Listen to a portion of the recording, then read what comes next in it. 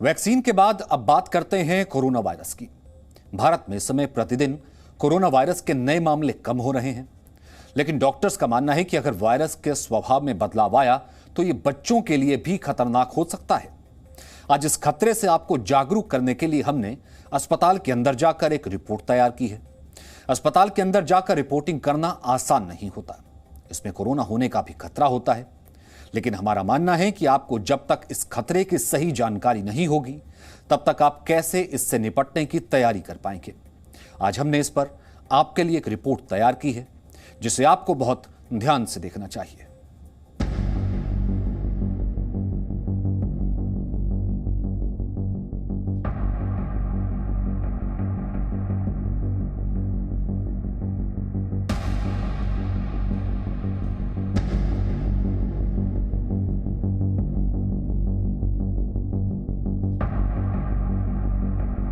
Post Covid जो antibodies का जो जहर है वो जो फैल के तकलीफ़ करता है, उसमें हार्ट की कमज़ोरी करता है, ब्रेन में प्रॉब्लम कर सकता है, ब्रीदिंग में इशू हो सकते हैं। बहुत सारे बच्चे हैं जिनको MIS-C हो रहा है and we are prepared for that.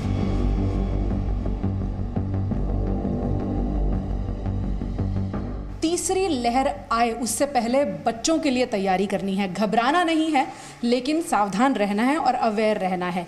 बच्चों का इलाज किस तरह से अलग होता है बड़ों के मुकाबले और क्या क्या तैयारियों की ज़रूरत पड़ती है, आज हम आपको बच्चों के ICU में लेकर चलेंगे, जहां बहुत से बच्चे कोविड के बाद रिकवर भी हो रहे हैं। हमारे साथ डॉक्टर प्रवीण खिलनानी हैं, जो कि पीडियाट्रिक ICU के हेड हैं। सर, बहुत सारी चीज़ें बड़ों के मुकाबले, जैसे हमने बड़ों में देखा बहुत एक्सपेरिमेंट भी कर लिए दवाओं को लेकर, ये दे दिया वो दे दिया, क्या बच्चों के केस में भी ऐसा हो पाएगा? हाँ, देखिए, बच्चों में इस वक्त जो पोस्ट कोविड इलनेस है और उसमें क्या रहता है कि एक सिंड्रोम है जिसको मल्टी इन्फ्लेमेटरी सिंड्रोम कहते हैं, मल्टी ऑर्गन इन्फ्लेमेटरी सिंड्रोम।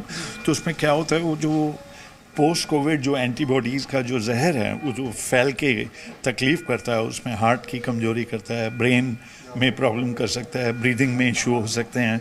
तो उस सारी चीज़ों के लिए इस वक्त हम बहुत सारे हॉस्पिटल्स जो भी हमारे दिल्ली में हैं, जिनके इंटेंसिव केयर वाले, उनसे बात कर रहे हैं। उनमें यही बात हो रही है कि बहुत सारे बच्चे हैं जिनको MIS-C हो रहा है and we are prepared for that. जैसे यहाँ एक बच्चा है, आप बता रहे हैं इसको भी सेम प्रॉब्लम है, उसी से डील कर रहा है ये। तो अभी हम इस बच्चे के सहारे ही समझना चाहें कि जो मशीन्स लगाई जाती हैं वो बड़ों के मुकाबले कितनी अलग होती हैं, अगर आप लोगों को समझा सकें। देखिए, पीडियाट्रिक इंटेंसिव केयर में एक तो साइज का फ़र्क है। यहाँ देखकर जो बहुत छोटे बच्चे हैं, जैसे अब इनके नॉस्ट्रिल हैं का साइज़ पतला है, तो पतला कैनुला लगेगा जिसमें ऑक्सीजन का फ्लो जाए। और पल्स ऑक्सीमीटर का प्रोब है, जैसे आप अगर फिंगर पे देखेंगे तो उसके वो प्रोब का साइज़ भी छोटा है। फिर इनके जो पैरामीटर्स होते हैं ना, heart rate, blood pressure, saturation, वो भी एज के हिसाब से अलग होते हैं। जैसे इसी मॉनिटर के सहारे अगर हम लोगों को समझा सकें कि क्या क्या पैरामीटर्स अभी आ रहे हैं। हाँ, अभी तो इसमें जैसे आप वो देख रहे हैं, ब्लड प्रेशर है 100/72, लेकिन आप नॉर्मल एडल्ट का ब्लड प्रेशर देखेंगे 120/80 होता है। तो बच्चों का ब्लड प्रेशर थोड़ा सा कम होता है, लेकिन ये नॉर्मल लिमिट्स में, ठीक है ना। अभी इस वक्त इसको ऑक्सीजन दी जा रही है, सैचुरेशंस हैं, फिर इनका टेम्परेचर देखा जाता है, हार्ट रेट देखा जाता है और ब्रीदिंग रेट देखा जाता है। तो आमतौर पर जब आपको ये लगता है कि ऑक्सीमीटर जो रिजल्ट्स बड़ों के केस में दिखाता है वही बच्चों के केस में दिखाए, ये कोई ज़रूरी नहीं है। इसी तरह से बच्चों का हार्ट रेट बड़ों के मुकाबले अलग होता है। ये छोटी छोटी चीज़ों का ध्यान उन लोगों को भी रखना पड़ता है जो इस तरह के ICU में नर्सिंग केयर दे रहे होते हैं, और माता पिता को भी इस बात के लिए अवेयर करना होता है कि अपने लेवल्स के हिसाब से बच्चों के लेवल्स को ना आंकें।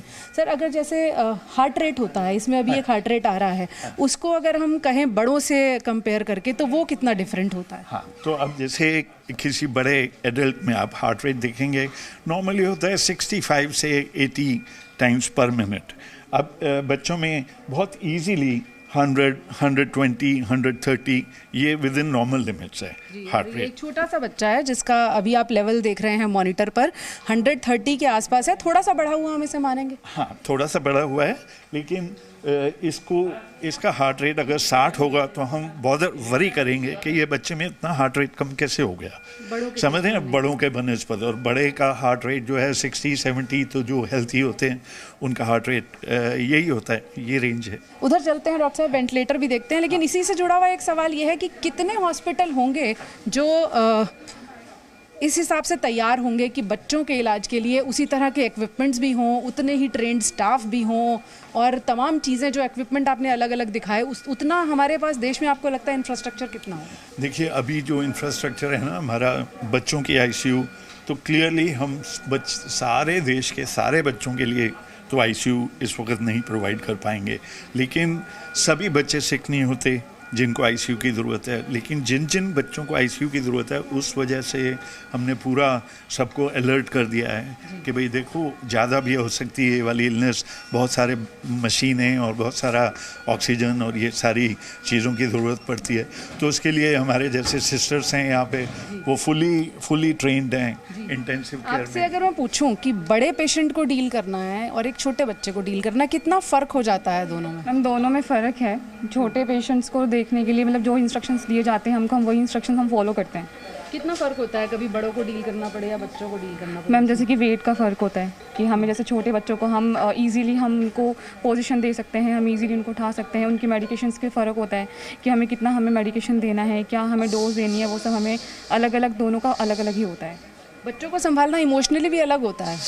मैम, इमोशनली तो हर पेशेंट्स का सबका डिफरेंट ही होता है, क्योंकि छोटे बच्चे क्राइंग ज़्यादा करते हैं तो उनको हमें कैसे संभालना है, उनको हमें कैसे पैम्पर करना है, और बड़ों के लिए हमें उनको बात करके उनको थोड़ा समझाना पड़ता है कि आप खाएंगे नहीं तो आपका कैसे होगा, तो हाइजीन मेंटेन करनी है, ये सब चीज़ें हमें दोनों में डिफरेंटली हमें करना पड़ता है। कोविड का खतरा सबसे ज़्यादा बताया जा रहा है, आप माँ बाप को क्या कहना चाहेंगे, असल में कितना खतरा है और कितना पैनिक सिचुएशन है, डरने की ज़रूरत है या नहीं? देखिए, डरने की ज़रूरत तो नहीं कहूँगा, क्योंकि हर बच्चे को आईसीयू की ज़रूरत नहीं पड़ती है। काफ़ी सारे बच्चे हैं जो घर पे ट्रीट करे जा सकते हैं, लेकिन कुछ परसेंटेज है बच्चों की, जैसे 100 में से सपोज़ 2 या 3 बच्चे इतने सिक हो सकते हैं जिनको आईसीयू में आना पड़े। तो उसके लिए हमें जो है फैसिलिटीज़ सारी प्रिपेयर्ड रहना है। अब ऐसा हो सकता है कि थर्ड वेव आए ही ना, हम वैक्सीनेशन कर रहे हैं, सब चीज़ें हो रही हैं, बच्चों पे वो जो ट्रायल्स भी हो रहे हैं, 2-3 महीने में शायद वो वाली वैक्सीन भी आ जाएगी। तो अगर ये सब कुछ इम्प्लीमेंट होता है तो ऐसा हो सकता है कि थर्ड वेव आए ही ना। पिछले दिनों की अगर बात करूं और अभी की बात करूं तो पिछले दिनों के मुकाबले अभी कुछ पेशेंट का नंबर बच्चों का खासतौर पर कम हुआ है? अभी रिसेंटली थोड़ा कम हुआ है, लेकिन पोस्ट कोविड इलनेस वाले बच्चों का इलनेस का नंबर अभी बढ़ा है। जो कोविड वार्ड है जो हमारा पूरा का पूरा, उसमें डेफिनेटली कम हुआ है कोविड की। हाँ, अभी पोस्ट कोविड इलनेस हो रही है, जिसको ये मल्टी इन्फ्लेमेटरी सिंड्रोम कह रहे हैं, मल्टी ऑर्गन इन्फ्लेमेटरी सिंड्रोम। हाँ जी।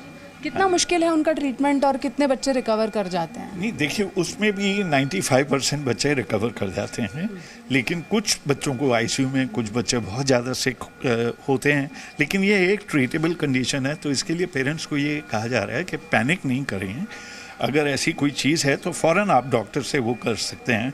और बड़े पेरेंट्स हैं जो कंसर्न है कि अभी हम लेके नहीं आ सकते हैं हॉस्पिटल, तो हम उनको कहते हैं आप उनसे वीडियो कंसल्ट कर लीजिए, तो हम वीडियो कंसल्ट के लिए भी यहाँ पे अवेलेबल। कोविड अगर किसी बच्चे को हो जाता है जो छोटा है, 5 साल 10 साल की उम्र के अंदर है, तो उनको बहुत सोच समझ कर दवाएं देनी चाहिए, ऐसा नहीं कि उनको कोई भी दवा दी जा सकती है। उसके बारे में आप क्या कहना चाहेंगे? देखिए, उसके बारे में ना एक पूरा ट्रेनिंग प्रोग्राम है। तो बिकॉज बच्चों में हर चीज़ बाय बॉडी वेट होती है, मिलीग्राम पर किलो के हिसाब से, ml पर किलो के हिसाब से, तो बच्चों का वेट देखते हुए उनकी जो डोज कैलकुलेशन है और उसको डोज को एडमिनिस्ट्रेट करते हैं जो सिस्टर्स हैं, जो स्पेशलाइज्ड हैं, वो सब उस चीज़ को जैसे डिलीवर करते हैं, तो उसमें स्पेशल ट्रेनिंग चाहिए होती है। ये बच्चा देखिए MIS से जिसको आप रोज़ सुन रहे हैं, मल्टी इन्फ्लेमेटरी सिस्टमिक सिंड्रोम, उससे लेकिन अभी ये एकदम ठीक है। और माता पिता जो हैं वो काफ़ी मेहनत से बच्चे के साथ लगे हुए। आप देखिए, अब तो काफ़ी अच्छा लग रहा है ये। हाँ बिल्कुल, ये तो बहुत जल्दी जी बेहतर है, ये काफ़ी बेहतर है। और डॉक्टर साहब ने जो है, डॉक्टर साहब का मैं बहुत ही आभार व्यक्त करना चाहूँगा, और इन्होंने पूरा इसका ध्यान रखा और ये जल्दी ठीक होकर यहाँ से जाएगा। डॉक्टर साहब ने बोला है कि कल परसों तक बिल्कुल ये ठीक हो जाएगा। नहीं, अब तो ठीक लग रहा है। ठीक हो ना तुम एकदम से? Thumbs up, thumbs up. या nice, thank you so much. NICU, neonatology intensive care unit, यानी जो बच्चे नवजात हैं, अभी पैदा हुए हैं, अगर उनको इलाज की ज़रूरत पड़ जाती है तो किस तरह से सब कुछ बदल जाता है, कैसे ट्रीटमेंट होता है, कैसे उन्हें हैंडल किया जाता है और किस तरह की चीज़ों की ज़रूरत पड़ती है। हम आपको ऐसे ही एक NICU में इस वक्त लेकर चल रहे हैं जहाँ कुछ बच्चे एडमिटेड भी हैं। सबसे पहले हम आपको वही तस्वीर दिखाते हैं कि कितना डिफरेंट होता है एक छोटे से बच्चे को, जिसको उठाते हुए भी एक बार को सोचना पड़ता है, उनको डील करना, उनका ट्रीटमेंट करना और उनका इलाज करना। हमारे साथ यहाँ डॉक्टर अनिल बत्रा हैं, उनसे समझते हैं। सर, ये जो मशीन्स हम देख रहे हैं ये तो बिल्कुल ही अलग तरीके की मशीन्स हैं, और कितना मुश्किल होता है इतने छोटे बच्चे का जो अभी पैदा हुआ है उसकी हैंडलिंग करना? ठीक है, हमारे यहाँ पे टोटल 25 to 30 बेड्स का NICU है, जहाँ पे हम बहुत सी प्रीमेच्योर बेबी से लेके बहुत ही कॉम्प्लिकेटेड केसेस तक मैनेज करते हैं। इतने छोटे बच्चों की केयर करना एक एंटायरली डिफरेंट साइंस है। इसके लिए स्पेशलाइज्ड डॉक्टर्स और स्पेशलाइज्ड नर्सिंग स्टाफ होता है जो कि इन बच्चों की केयर करने में एक्सपर्ट होता है। इन बच्चों को स्पेशल मशीनों में रखा जाता है जिसके नीचे बच्चे का टेम्परेचर मेंटेन रहता है। ये जो अभी हम मशीन्स देख रहे हैं ये उसी तरह से सारे पैरामीटर्स देखती हैं जैसे बड़ों के केस में होता है, या ये कुछ अलग होता है? बच्चों के अंदर डिफरेंट पैरामीटर्स को मॉनिटर किया जाता है। छोटे बच्चों के अंदर जो टेम्परेचर होता है वो बहुत एक इम्पोर्टेंट रोल प्ले करता है उनका बॉडी की हैंडलिंग में। तो इन बच्चों का टेम्परेचर मेंटेन करना सबसे ज़्यादा ज़रूरी होता है। बाकी कुछ पैरामीटर्स छोटे बच्चों में और बड़ों में सेम होते हैं, जैसे कि ऑक्सीजन लेवल्स, हार्ट बीट, लेकिन हर छोटे बच्चे के पैरामीटर्स डिफरेंट होते हैं as compare to adult parameters. Plus जो बच्चे बहुत ही प्रीमेच्योर होते हैं उनके लिए अलग से मशीन्स होते हैं जिनको हम इंक्यूबेटर्स बोलते हैं। जैसे ये है, ये इंक्यूबेटर है। इंक्यूबेटर है, इसके अंदर जिन बच्चों का वजन 1 किलो से कम होता है उनको इंक्यूबेटर में रखा जाता है। इंक्यूबेटर का फ़ायदा यह है कि इसके अंदर से हम ह्यूमिडिटी को मेंटेन कर सकते हैं, क्योंकि छोटे बच्चे अपनी बॉडी से वाटर लूज़ करते हैं।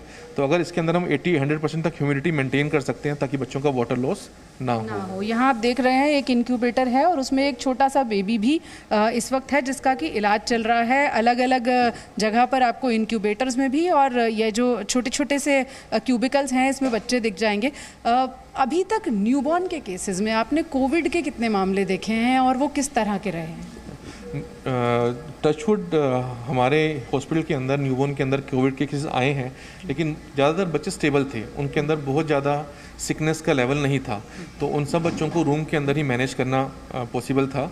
उन बच्चों को ICU में शिफ्ट करने की ज़रूरत नहीं पड़ी है। एक आखिरी सवाल जो बहुत ही लेमैन सवाल है जो मेरे मन में आया कि छोटा बच्चा जो पैदा हुआ वो तो कुछ बता भी नहीं सकता, उसके शायद कोई साइंस एंड सिम्टम्स भी समझना है कि इरिटेबल है या कुछ है, तो कैसे पता चलता है कि अंदर क्या हो रहा है? सिर्फ मशीन्स के भरोसे रहना पड़ता है या क्लिनिकल डायग्नोसिस भी इम्पॉर्टेंट होता है? इतने छोटे बच्चों के अंदर एक्सपीरियंस काम आता है, तभी हम लोगों की ट्रेनिंग 3 to 4 ईयर्स की ट्रेनिंग होती है जिसके अंदर हम इतने छोटे बच्चों को इलाज करते हैं और विद एक्सपीरियंस पता लगा पाते हैं कि किस बच्चे को क्या दिक्कत हो रही है। Plus machines definitely help us, लेकिन सिर्फ मशीन्स के भरोसे तो नहीं रह सकते हैं। तो हमारा एक्सपीरियंस और बच्चे के जो साइंस एंड सिम्टम्स होते हैं इन सबको कोरिलेट करके हम किसी डायग्नोसिस में पहुँचते हैं ताकि हम बच्चे का इलाज अच्छी तरह कर पाएँ। अभी जो हम देख रहे हैं यहाँ तो तमाम तरह के इक्विपमेंट्स हैं, नर्सेज भी हैं जिनको पता है कि छोटे बच्चे से कैसे डील करना है। लेकिन जिस तीसरी लहर के ख़तरे की बात की जा रही है, अगर मैं ओवरऑल आपसे ये पूछूं तो हमारा देश रूरल एरियाज़ मिलाकर भी और छोटे शहर को मिलाकर भी कितना तैयार है कि अगर ऐसी कोई आपदा आती है तो हम उसके लिए इक्विप्ड होंगे? हमारे हिसाब से हम सबसे पहले तो ये प्रार्थना करेंगे तीसरी लहर ना आए, और आती है तो अभी तक हमें लगा है कि बच्चों के अंदर बहुत ज़्यादा सीरियस इलनेस नहीं हुई है, खासतौर से छोटे बच्चों में। जो बच्चे एडोलेसेंस एज ग्रुप के हैं उनके अंदर थोड़ी बहुत हमें सिम्टम्स देखने को मिले हैं। और रही बात तैयारी की तो मैं उम्मीद करता हूँ कि हाँ हमारे गवर्नमेंट के hospitals as well as private hospitals सब पिच इन करेंगे कि हाँ हम उसको हैंडल कर पाएँ। और मुझे लगता है कि पीडियाट्रिशियंस और न्यूरोलॉजिस्ट एज अ टीम हम लोग उसको मैनेज कर पाएंगे। तो हम भी उम्मीद यही करेंगे डॉक्टर साहब की तरह कि तीसरी वेव का सामना देश को ना ही करना पड़े। और अच्छी बात यह है, जैसा डॉक्टर साहब ने बताया, कि अभी तक जितने भी न्यूबॉर्न्स में कोविड के केसेस यहाँ देखने को आए, उन्हें इस तरह के आईसीयू की ज़रूरत नहीं पड़ी। वो रूम में, वार्ड में ही मैनेज हो गए और रिकवर होकर घर चले गए। तो उम्मीद यही करनी चाहिए कि तीसरी लहर की तैयारी पूरी रखी जाए, लेकिन ऐसी मुश्किल की नौबत ना आए। Pooja Makkar, Zee media, Delhi. Presenting B News app, available on Google Play and App Store. Download it now.